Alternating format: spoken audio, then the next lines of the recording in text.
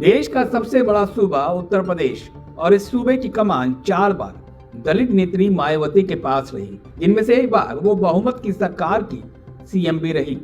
उस दौर में माना जाता रहा कि मायावती देश की सबसे बड़ी दलित नेता है और दलित वोट बैंक पर उनकी पकड़ बेहद मजबूत भी थी।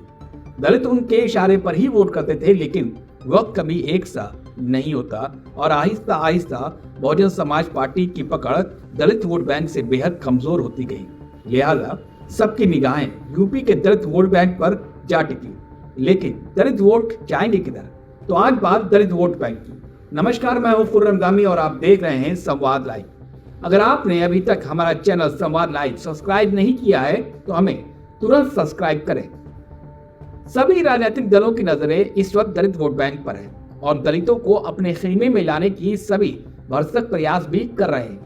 वो इसलिए क्योंकि यूपी की सियासत में बहुजन समाज पार्टी को न सिर्फ शिकस्त लगातार मिल रही है, बल्कि उसके दिग्गज नेता भी हाथी से उतरकर दूसरे दलों का हाथ थाम रहे हैं। इसके चलते दलित समुदाय के तकरीबन 21% वोट बैंक पर विपक्षी दलों की निगाहें टिक गई हैं।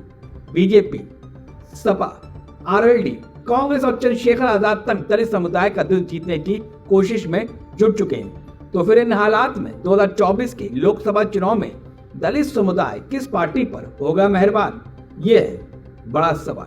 13 अप्रैल 1984 बहुजन समाज पार्टी अस्तित्व में आती है और 2007 में बहुजन समाज पार्टी की बहुमत की सरकार उत्तर प्रदेश में बन जाती है और मायावती चौथी बार उत्तर प्रदेश की सीएम के तौर पर शपथ लेती है। फिर आता है साल 2012, जब बहुजन समाज पार्टी का ग्राफ नीचे गिरना शुरू हुआ।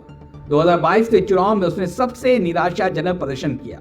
यूपी में बसपा का आधार गिरकर 13% पर पहुंच गया। मौजूदा वक्त में पार्टी के पास महज एक विधायक है और 2019 में जीते सांसद भी पार्टी से किनारा कर रहे हैं। पार्टी कैडर और सूबे के आवाम के साथ उनका संवाद खत्म होता जा रहा है। ऐसे में सभी दलों को लग रहा है कि ये वो वक्त है जब वो दलितों को अपने साथ ला सकते हैं। यूपी का तकरीबन 21% दलित समाज दो हिस्सों में बटा है। एक जाटव, जिनकी आबादी करीब 11% है, और दूसरा गैर जाटव, जिनकी आबादी तकरीबन 10% है, जिनमें पासी और धोबी सबसे आबादी वाले जाति है। पासी, धोबी, कोरी, खटेक, धनुक, खरवार, वाल्मीकि सहित अन्य दलित जातियों को गैर जाटव कहा जाता है।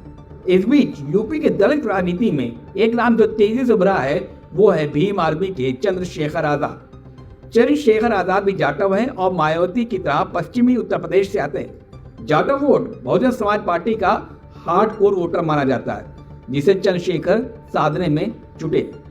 यहाँ ये भी याद रखिए कि मायावती भी जाटव समुदाय से ही आती है। चंद्रशेखर दलित मुद्दे पर लगातार सक्रिय हैं और युवाओं के बीच उनकी लोकप्रियता भी बढ़ रही है, खासतौर पर पश्चिमी उत्तर प्रदेश में। दलितों का युवा तबका उनके साथ जुड़ता है तो वो दलित वोट बैंक का एक बड़ा हिस्सा अपने खेमे में ला सकते हैं। बसपा से पहले दलित समुदाय कांग्रेस को वोट किया करते थे। दलितों को वापस जोड़ने की कोशिश में कांग्रेस लगातार रणनीति पर काम कर रही है। कांग्रेस दलितों के बीच में जा रही है, संवाद कर रही है। कांग्रेस इस अभियान के जरिए दलित समुदाय के डॉक्टरों, इंजीनियरों, शिक्षकों समेत अन्य प्रबुद्ध वर्गों के बीच अपनी पैठ बनाने में जुटी हुई है। दलितों को समझाने की कोशिश की जा रही है कि कांग्रेस उनका पुराना घर है। कांग्रेस को भरोसा है कि अगर दलित कांग्रेस के साथ पूरी तरीके से आ गए तो वो सत्ता के बेहद करीब पहुंच सकते हैं और वापसी भी कर सकते हैं। तो फिर समाजवादी पार्टी भी पीछे कहाँ रहने वाली है? समाजवादी पार्टी भी यादव मुस्लिम के साथ साथ दलित और अति पिछड़े वर्ग को जोड़ने के मिशन पर जुटी है। अखिलेश यादव कह चुके हैं कि सपा लोहिया के साथ अंबेडकर और कांशीराम के विचारों को लेकर चलेगी। सपा की नजर पूरी तरीके से दलित वोटों पर है, जिसके लिए उन्होंने कांशीराम की प्रयोगशाला से निकले हुए तमाम बसपा नेताओं को अपने साथ मिला लिया है और उनके जरिए दलितों के विश्वास जीतने की कोशिश कर रहे हैं। अंबेडकर वाहिनी बनाई तो साथ ही कांशीराम की मूर्ति का भी अनावरण किया। इतना ही नहीं, वो भी साफ साफ कहते हैं कि लोहियावादी और अंबेडकरवादी एक साथ आ जाते हैं तो फिर उन्हें कोई भी हरा नहीं सकता। समाजवादी पार्टी के कई दलित नेताओं को आगे बढ़ाने में जुटी है, जिसके जरिए 21% वोटों को अपने साथ जोड़ने का प्लान है। अब बात भारतीय जनता पार्टी की। माना जा रहा है कि भाजपा गैर जाटव दलितों को अपने साथ जोड़ने में काफी हद तक कामयाब हो चुकी है और अब उसकी नजर जाटव वोटों पर है। भाजपा लगातार दलित समुदाय के बीच अपनी पैठ जमाने की कोशिश में जुटी है। केंद्र और राज्य की योजनाओं के जरिए दलित समुदाय के बीच बीजेपी ने एक बड़ा वोट बैंक तैयार कर लिया है। इतना ही नहीं, संघ पर सामाजिक समरसता के जरिए दलित समुदाय के विश्वास को जीतने की कोशिश भी कर रही है, जिसके लिए गांव-गांव अभियान भी चला रही है। भाजपा ने दलित समुदाय के अलग अलग जातियों को सरकार और संगठन में जगह देकर भी उन्हें सियासी संदेश देने की कोशिश की है। मौजूदा योगी कैबिनेट की बात करें तो इस वक्त 9 दलित मंत्री हैं, जिसमें से एक को कैबिनेट में जगह दी गई है। बेबी रानी मौर्य जाटव समाज से आती है, तो साथ में जाटव समाज से ही आने वाले असीम अरुण को स्वतंत्र प्रभार राज्य मंत्री बनाया गया है।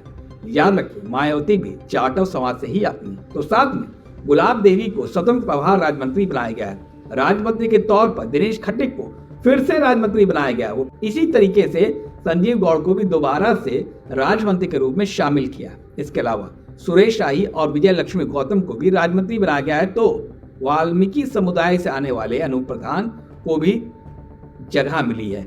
अनूप प्रधान दोबारा से विधायक बने हैं। तो मनोहर लाल मन्नू कोरी फिर से राज्य मंत्री बने। यह बताता है कि दलित वोट बैंक को लेकर के इस बार बीजेपी कितना संजीदा है। अब बात राष्ट्रीय लोकदल की, तो आरएलडी का दलित कार्ड चौधरी चरण सिंह और चौधरी अजीत सिंह की सियासी विरासत संभाल रहे आरएलडी के प्रमुख जयंत चौधरी की नजर में अब दलित वोटों पर है। दलित वोटों को जोड़ने के लिए लगातार मशक्कत किया जा रहा है। जयंत अपने विधायकों को निर्देश दे चुके हैं कि विधायक निधि का 33% पैसा दलित बस्तियों और उनके विकास के लिए खर्च करें। इतना ही नहीं, उन्होंने दलित नेता चंद्रशेखर आजाद के साथ हाथ मिला रखा है। खतौली उपचुनाव में चंद्रशेखर के जरिए दलितों को वोट आरएलडी जोड़ने में कामयाब रही थी। वैसे तो प्रियंका गांधी भी चंद्रशेखर आजाद से मिल चुकी हैं, लेकिन चंद्रशेखर आजाद के दिमाग में क्या है ये तो वही जाने।